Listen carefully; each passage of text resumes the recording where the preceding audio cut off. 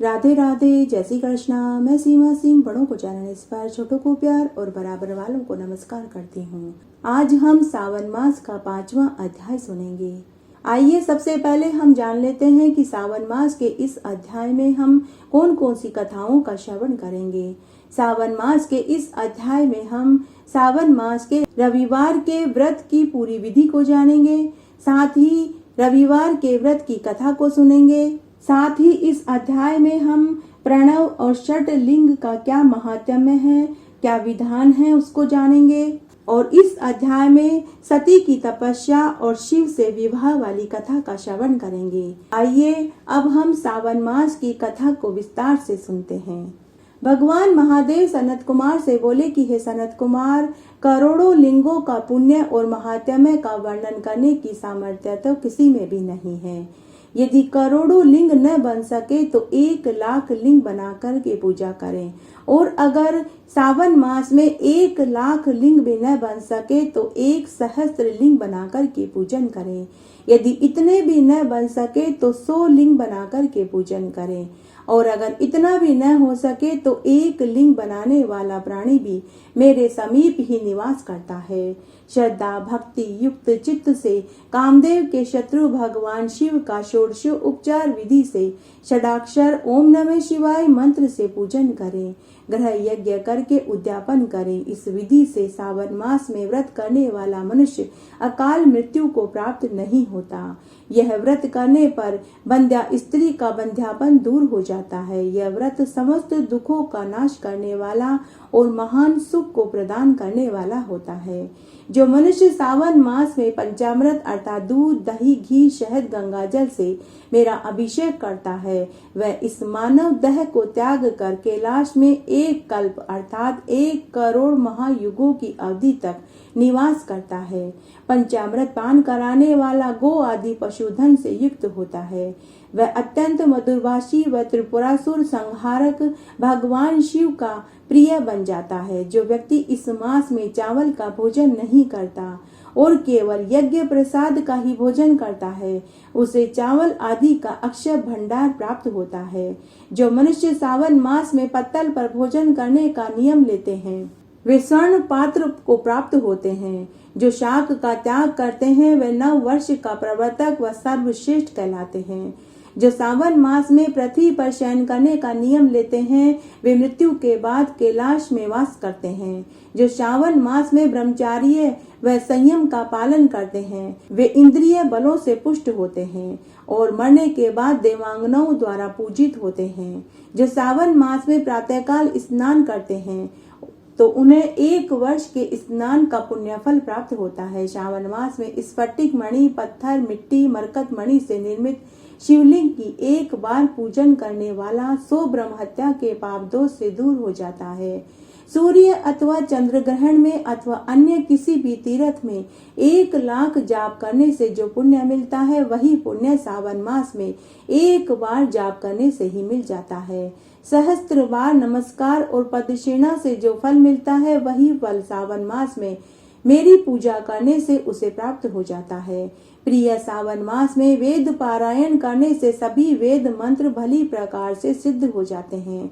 सावन मास में पुरुष सूक्त का पाठ श्रद्धा पूर्वक जो 1 बार भी कर लेता है, वह कलयुग में 4 सहस्त्र युग के समान फल प्राप्त करता है। जो व्यक्ति पुरुष सूक्त की अक्षर संख्या से परिमित हो, वह आलस्य त्याग कर 101 पाठ करता है, वह निसंदेह ब्रह्महत्या के दोष से मुक्त हो जाता है। गुरु शैया के पाप का यह उत्तम प्रायश्चित है। अन्य कोई साधन इसके समान पापनाशक, पवित्र व पुण्य फल देने वाला नहीं है। इसीलिए सावन मास में पुरुष सूक्त का पाठ किए बिना 1 दिन भी व्यर्थ नहीं गंवाना चाहिए। इस विषय को निरर्थक करने वाला नरकगामी होता है। समीधा, चरु, तिल व घी आदि से यज्ञ, धूप, दीप, गंध, पुष्प आदि नैवेद्य से पूजन करना चाहिए। भगवान शिव की अर्थात मेरी जो ध्यान करता है, उनके सामर्थ्य अनुसार कोटि होम, लक्ष्य होम, 10,000 आहुतियों से हवन करना चाहिए। ओम भू, ओम भुवः, ओम स्वः मंत्र से तिलों की आहुति देकर ग्रह यज्ञ करना चाहिए। हे सनत कुमार, अब मैं तुम्हें वारों के व्रत के बारे में बतलाता हूँ, तुम ध्यान से सुनो। पहले मैं रविवार की कथा सुनाता हूँ। इस संबंध में एक प्राचीन कथा इस प्रकार है। प्रतिष्ठानपुर में सुकर्मा नाम का एक ब्राह्मण रहता था। निर्धनता के कारण भिक्षा मांग कर वह पेट पालता था। एक बार प्रतिष्ठानपुर में भिक्षा मांगते हुए उसने कुछ स्त्रियों को एक साथ रविवार का व्रत करते हुए देखा। वे स्त्रियां उस ब्राह्मण को देखकर पूजा का सामान छिपाने लगी। तब ब्राह्मण उनके पास गया और बोला कि हे कल्याणियों, हे देवियों, तुम इस व्रत को क्यों छिपाती हो? आप तो बड़ी दयावान हैं, अतः मुझ पर कृपा करके इस व्रत के विषय में बताइए। हे साध्वियों, मैं बहुत गरीब ब्राह्मण हूँ, मैं भी इस व्रत को करना चाहता हूँ। आप अपने व्रत की संपूर्ण विधि और फल को बताइए। तब स्त्रियां बोली कि हे ब्राह्मण देव, तुमने यदि यह व्रत करने में आलस्य या प्रमाद किया या श्रद्धा और भक्ति से यह व्रत नहीं किया या भूलवश व्रत करना भूल गए तो हमें इसका पाप दोष लगेगा। स्त्रियों के इस प्रकार कहने पर वह ब्राह्मण बोला कि हे देवियों, मैं श्रद्धा भक्ति पूर्वक इस व्रत को अवश्य करूंगा। मैं बड़ा ही निर्धन ब्राह्मण हूँ। उस ब्राह्मण के वचन सुनकर उनमें से एक बुजुर्ग स्त्री ने ब्राह्मण से कहा कि हे सुकर्मा ब्राह्मण, श्रावण मास में शुक्ल पक्ष के प्रथम रविवार को प्रातः काल उठकर शीतल जल से स्नान करो। नित्य कर्म के बाद पान के पत्ते पर 12 परिधि का मंडल बना करके उसे लाल रक्त वर्ण चंदन से गोलाकार बनाओ। उस मंडल में संज्ञा नाम की स्त्री सहित सूर्य की पूजा करो। घुटनों के बल पृथ्वी पर बैठकर 12 मंडल पर सूर्य की अलग अलग पूजा करे। लाल चंदन सहित अक्षत जपा पुष्पों से श्रद्धा भक्ति पूर्वक श्री सूर्य नारायण भगवान को अर्घ्य देवे। नारियल की गिरी, खांड, चीनी सहित सूर्य मंत्रों को पढ़कर नैवेद्य अर्पित करे और सूर्य के 12 मंत्रों से स्तुति करके 12 बार नमस्कार और प्रदक्षिणा करें। 6 सूत्रों को मिलाकर उनमें 6 गांठ लगावें। उस सूत्र को श्री सूर्य नारायण को भेंट करके पुनः अपने गले में बांध लें। 12 फलों का बायना निकाल करके किसी ब्राह्मण को दान में दे देवें। इस व्रत का विधान श्रद्धाहीन होकर नहीं करना चाहिए। इस प्रकार इस व्रत को करने पर धनहीन को धन, पुत्रहीन को पुत्र की प्राप्ति होती है। कोढ़ी को निर्मल कंचन जैसी काया मिलती है। बंदी बंधन से मुक्त हो जाता है, रोगी रोग से मुक्त हो जाता है और मोक्ष चाहने वाले को मोक्ष मिलता है। जो मनुष्य जिस कामना से इस व्रत को करता है, भगवान सूर्य नारायण उसकी वही मनोकामना पूरी कर देते हैं। इस प्रकार से संपूर्ण सावन मास में प्रत्येक रविवार 4-5 बार यह व्रत करना चाहिए। व्रत का पूरा फल पाने के लिए इसका उद्यापन अवश्य करें। स्त्रियों ने कहा कि हे ब्राह्मण देव, यह व्रत करने से मनुष्य को सभी सिद्धियां सुलभ हो जाती हैं। उसके बाद ब्राह्मण ने उन स्त्रियों को नमस्कार किया और घर आ गया। घर आकर विधि विधान से उसने यह व्रत किया। उसने यह व्रत अपनी दोनों कन्याओं से भी करवाया। उस व्रत का वर्णन सुनने, पूजन करने और दर्शन करने से सुकर्मा ब्राह्मण की दोनों कन्याएं रूपवती हो गई। उसी दिन से लक्ष्मी जी ने उनके घर में वास कर लिया, जिससे सुकर्मा ब्राह्मण धन धान्य से युक्त हो गया। तब एक दिन की बात है, एक दिन उस नगर का राजा ब्राह्मण के मकान के सामने से गुजरा तो उसने ब्राह्मण की रूपवती कन्याओं को बैठे देखा तो वह ब्राह्मण की कन्याओं के ऊपर मंत्र मुग्ध हो गया। वे दोनों कन्याएं चंद्रमा से भी अधिक सुंदर लग रही थी। राजा ने दोनों कन्याओं को देखा तो वह मोहित हो गया और ब्राह्मण को बुलाकर दोनों कन्याओं से विवाह का प्रस्ताव रखा।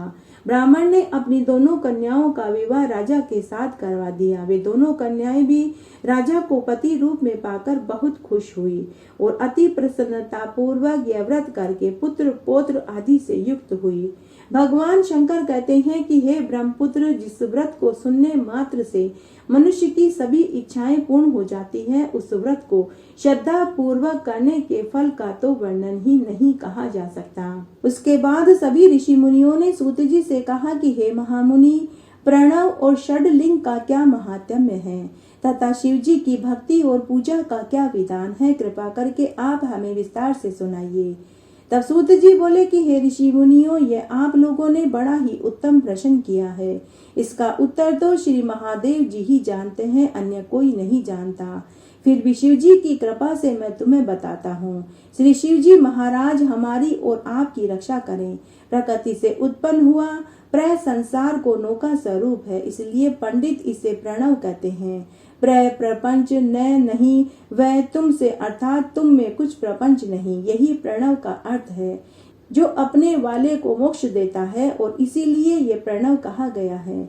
यह प्रणव माया से रहित होने के कारण सर्वदा नवीन है, इसी से पंडित इसे प्रणव कहते हैं। यह प्रणव सूक्ष्म और स्थूल दो प्रकार का है।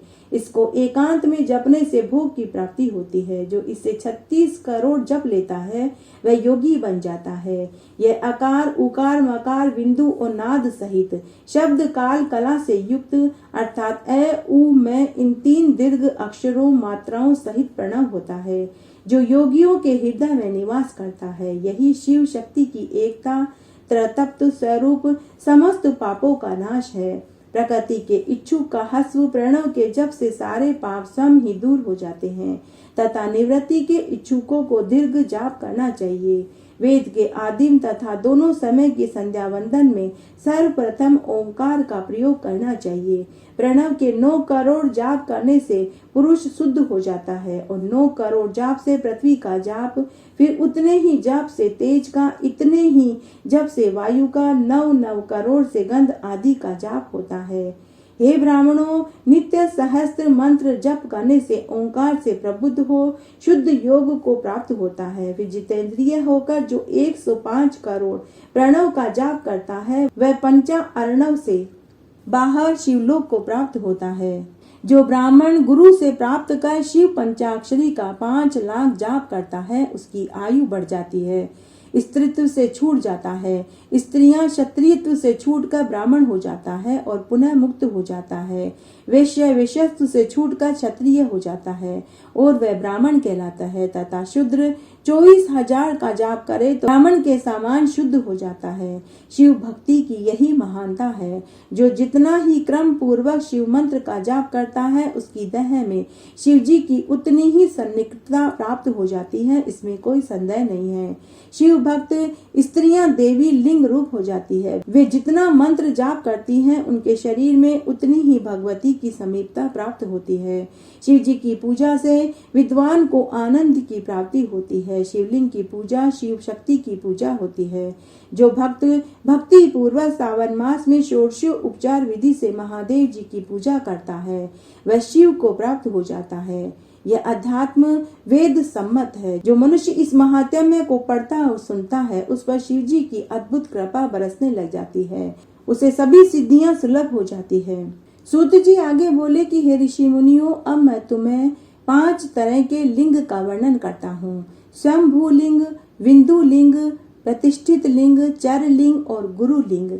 जो लिंग किसी देवता या ऋषि के तप से पृथ्वी को फोड़कर वहां स्वयं निकला हो वह स्वयंभू लिंग कहलाता है। उस लिंग की पूजा करने से स्वयं ज्ञान में वृद्धि होती है। इसी प्रकार स्वर्ण, चांदी, पृथ्वी आदि की वेदिका में या लिंग को प्रणव मंत्र से पत्र पर लिखकर उनकी प्रतिष्ठा और आह्वान करे तो वह बिंदु लिंग स्थावर और जंगम रूप शिव दर्शन के योग्य है।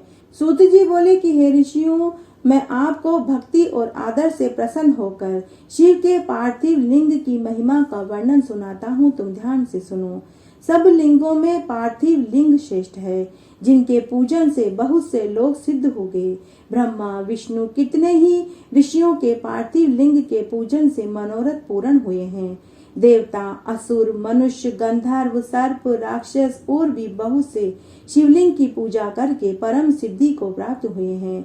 सतयुग में रत्न का, त्रेता में सुवर्ण का, द्वापर में पारे का और कलयुग में पार्थिव लिंग श्रेष्ठ है। पार्थिव मूर्ति के अनन्य पूजन और तप से भी अधिक फल प्राप्त होता है। जैसे समस्त नदियों में गंगा जी श्रेष्ठ है, वैसे ही सब लिंगों में पार्थिव लिंग श्रेष्ठ है। जैसे सब मंत्रों में ओंकार महान है, ऐसे ही सब लिंगों में पार्थिव श्रेष्ठ है, आराध्य और पूजनीय योग्य है।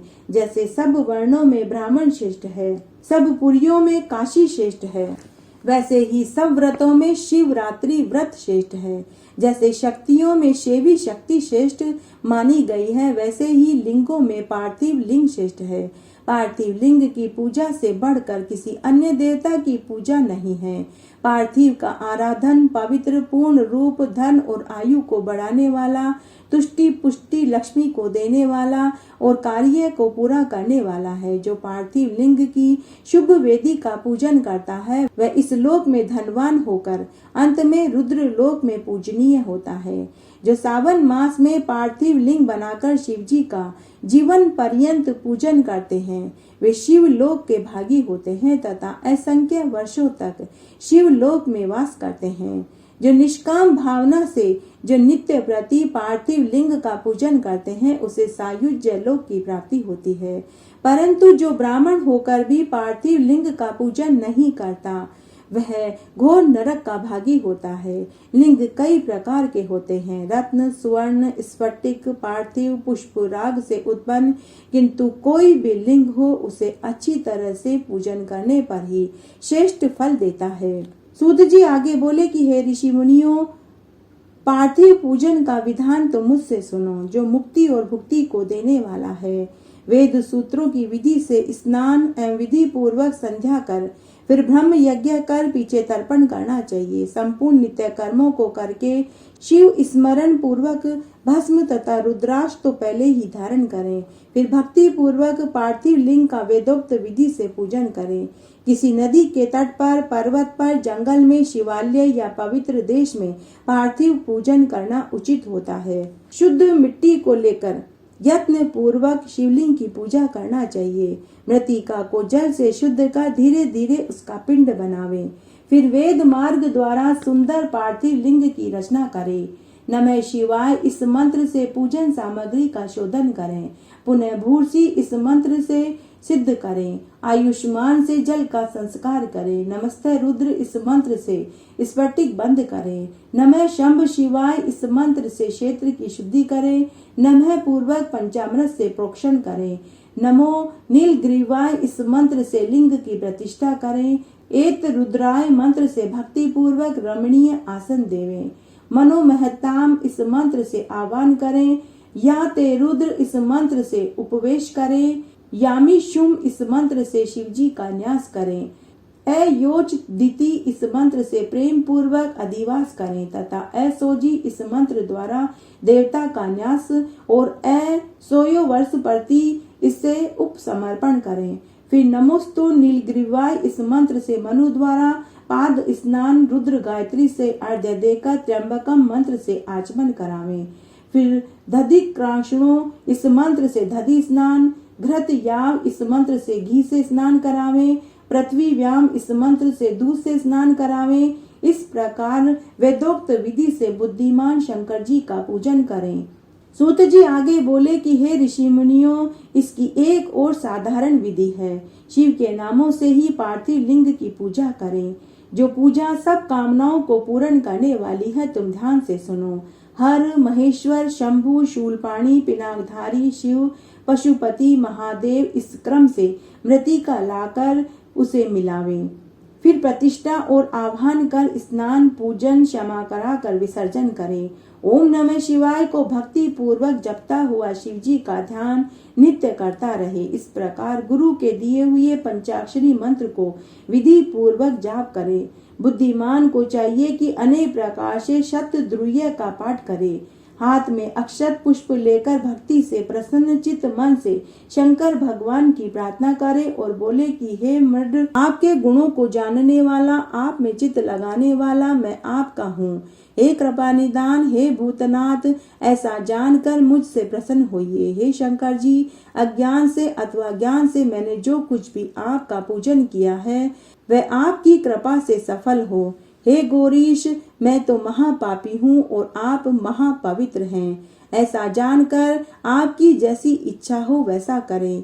वेद, पुराण, सिद्धांत तथा अनेक प्रकार के ऋषियों द्वारा भी आप नहीं जाने गए। हे महादेव, तो मैं फिर कैसे जान सकता हूँ। हे महेश्वर, आप मेरी रक्षा करें, मुझ पर प्रसन्न होएं। इस प्रकार शिवजी के ऊपर पुष्प और अक्षत को चढ़ावें, फिर साष्टांग दंडवत प्रणाम करें, फिर पदक्षिणा करें। इस प्रकार सविधि पार्थिव पूजन से भक्त को भुक्ति, मुक्ति और भक्ति प्राप्त होती है। शिव जी का ऐसा भक्त सब कामनाओं को प्राप्त करता है। सूत जी बोले कि हे महानुभावों, जो मनुष्य इस महात्म्य को पढ़ता और सुनता और सुनाता है, वह दीर्घायु, आरोग्य, यश, स्वर्ग, पुत्र, पौत्र से युक्त होकर इस संसार के समस्त सुखों को भोग कर मरने के बाद शिवलोक को प्राप्त होता है। आइए इस अध्याय में सती की तपस्या और शिव से विवाह वाली एक पौराणिक कथा का श्रवण करते हैं। भगवान शंकर की आज्ञा पाकर ब्रह्मा जी ने षष्ठी कार्य आरंभ किया। सबसे पहले उन्होंने सूक्ष्म भूत, वायु, अग्नि, जल, पृथ्वी, पर्वत, नदी, समुद्र आदि के साथ सप्त ऋषियों और अपने मानस पुत्रों को उत्पन्न किया। उसके बाद अंबिका एवं महादेव जी की आज्ञा से उन्होंने दक्ष और वारिणी की षष्ठी करी। उन्होंने मैथुनी षष्ठी करने का आदेश दिया। उन दोनों ने पहले हरियश्व और शबलाक्ष आदि नाम से सहस्त्र पुत्र पैदा किए, जो नारद जी के उपदेश से सन्यासी हो गए। कुछ समय के बाद उनकी 60 कन्याएं हुई। इनका विवाह भृंगु, शिव, मरीचि आदि ऋषियों के साथ हुआ।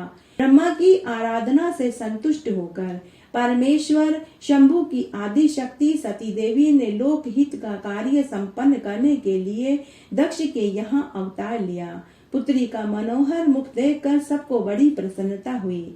दक्ष ने ब्राह्मणों तथा याचकों को दान आदि से संतुष्ट किया। तरह तरह के मंगल कार्यों के साथ नृत्य गीत के सुंदर आयोजन किए गए। दक्ष के महल में जैसे खुशियों का साम्राज्य हो गया।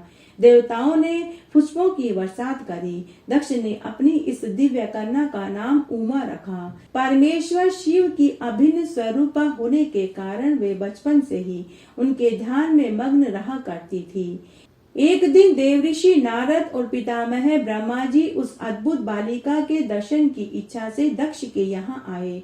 ब्रह्मा जी ने भगवती सती से कहा कि जो केवल तुम्हें ही चाहते हैं और तुम्हारे ही मन में जिसको पति रूप में प्राप्त करने की अभिलाषा है, उन्हीं महादेव जी की तुम्हें तपस्या करनी चाहिए। ऐसा कहकर ब्रह्मा जी देवऋषि नारद के साथ अपने अपने लोक को चले गए। युवा अवस्था में प्रवेश करते ही भगवती सती अपनी माता वारिणी से अनुमति लेकर महेश्वर शिव को पति रूप में प्राप्त करने के लिए कठोर तपस्या करने लगी। तपस्या करती हुई सती मूर्तिमती सिद्धि के समान दिखाई देती थी। अनेक प्रकार के उपचारों द्वारा महेश्वर की साधना में वे इस तरह लीन हो गई कि उन्हें अपने शरीर की भी शुद्ध बुद्ध नहीं रही। भगवान विष्णु के साथ सभी देवताओं ने कैलाश पर पहुंचकर भगवान शिव से कहा कि हे महेश्वर, महातेजस्वनी सती आपको पति रूप में प्राप्त करने के लिए कठोर तपस्या कर रही है। हम लोगों की प्रार्थना है कि आप उन्हें पत्नी रूप में स्वीकार करें। देवताओं की प्रार्थना सुनकर भगवान महादेव सती के सामने प्रकट हो गए। उनकी अंग कांति करोड़ों कामदेवों को लज्जित कर रही थी। भगवती सती ने सौंदर्य के धाम महेश्वर शिव की वंदना करी। उस समय उनका मुख नारी सुलभ लज्जा के कारण झुका हुआ था। महादेव जी ने कहा कि हे देवी, हे उत्तम व्रत का पालन करने वाली सती, मैं तुमसे प्रसन्न हूँ, इसलिए तुम अपनी इच्छा अनुसार वर मांगो, मैं तुम्हें वरदान देने के लिए आया हूँ। तो सती बोली कि हे प्रभु, यदि आप मुझ पर सचमुच प्रसन्न हैं और मुझे वरदान देना चाहते हैं, तो वैवाहिक विधि से मेरा पाणी ग्रहण कर मुझे दासी के रूप में स्वीकार करें। तब महादेव जी ने कहा कि ऐसा ही होगा, और ऐसा कहकर परमेश्वर शिव अंतर्ध्यान हो गए। उसके पश्चात शुभ लग्न शुभ मुहूर्त में प्रजापति दक्ष ने खुशी खुशी अपनी पुत्री सती का विवाह भगवान शंकर के साथ कर दिया। महेश्वर शिव को अपनी कन्या प्रदान करके दक्ष कृतार्थ हो गए। समस्त देवताओं और ऋषि मुनियों के आनंद की सीमा नहीं रही। विवाह के बाद दक्ष से विदा लेकर शिव के साथ महादेव कैलाश पर लौट आए। समस्त संसार सती और शिव के इस दिव्य मिलन से आनंदित हो रहा था। सावन मास में भगवान महादेव के 19 अवतारों के नाम सुनने और जपने मात्र से ही भगवान महादेव की असीम अनुकंपा बरसने लग जाती है। वे नाम हैं शरभ अवतार, पीपलाद अवतार, नंदी अवतार, भैरव अवतार, अश्वत्थामा अवतार, वीरभद्र अवतार, गृहपति अवतार, ऋषि दुर्वासा अवतार, वृषभ अवतार, यतीनाथ अवतार, कृष्ण दर्शनम अवतार, अवधूत अवतार, भिक्षु वर्य अवतार, हनुमान अवतार, किरात अवतार, सुनट नर्तक अवतार, ब्रह्मचारी अवतार, अर्धनारीश्वर अवतार और सुरेश्वर अवतार। यह भगवान शिव के 19 अवतार हैं। सावन मास में भगवान शिव के इन 19 अवतारों के इन 19 नामों के जाप करने और सुनने मात्र से ही भगवान महादेव प्रसन्न हो जाते हैं। सावन मास का महात्म्य सुनने के बाद महादेव जी की आरती जरूर सुननी चाहिए, तभी महात्म्य और कथा कहानियों को सुनने का संपूर्ण फल प्राप्त होता है। आइए अब हम देवों के देव महादेव जी की आरती सुनते हैं। शीश गंग अर्धंग पार्वती सदा विराजत कैलासी, नंदी भंग नृत्य करत है गुण गावत शिव की दासी। शीतल मंद सुगंध पवन भय बैठे हैं शिव अविनाशी, करत गान गंधर्व सप्त सुर राग रागनी सब गासी। अक्ष रक्ष भैरव है डोलत बोलत है बन के वासी, कोयल शब्द सुनावत सुंदर भ्रमर करत है गुंजासी। कल्प वृक्ष अरु पारिजात कह लाग रहे हैं लक्षासी, सूर्यकांत सम पर्वत शोभित चंद्रकांत नवमी मासी। चौ ऋतु नित फलत फुलत है पुष्प चढ़त है वर्षासी, देव मुनि जन की भीड़ पड़त है निगम रहत जो नित गासी। ब्रह्मा विष्णु का ध्यान धरत है कचे शिव हमको परमासी, रिद्ध सिद्ध के दाता शंकर सदा आनंद के सुखरासी। जिनके सुमिरन सेवा करते टूट जाए यम की फांसी, त्रिशूल धर का ध्यान निरंतर मन लगाए कर जो ध्यासी। दूर करे विपदा शिव तिनकी जन्म सफल शिव पद पासी, कैलाशी काशी के वासी अविनाशी प्रभु सुध लीजो। सेवक जान सदा चरणन को अपनो जान दरस दीजो। तुम तो प्रभु हो सदा सयाने मेरे ओ गुण सब ढकियो, सब अपराध क्षमा कर शंकर किंकर की विनती सुनियो। शीश गंग अर्धंग पार्वती सदा विराजत कैलासी, नंदी भृंग नृत्य करत है गुण गावत शिव की दासी। तुम तो प्रभु हो सदा सयाने मेरे ओ गुण सब ढकियो, कैलाशी काशी के वासी अविनाशी प्रभु सुध लीजो। सेवक जान सदा चरणन को अपनो जान दरस दीजो। तुम तो प्रभु हो सदा सयाने मेरे ओ गुण सब ढकियो, सब अपराध क्षमा कर शंकर किंकर की विनती सुनी हो। इस तरह आज हमने सावन मास का 5वां अध्याय सुना। आशा करती हूँ यह आपको जरूर पसंद आएगा। मेरे साथ बने रहने के लिए आपका धन्यवाद। आगे आने वाली कथा कहानियों के लिए भी आप इसी तरह मेरे साथ बने रहें। धन्यवाद।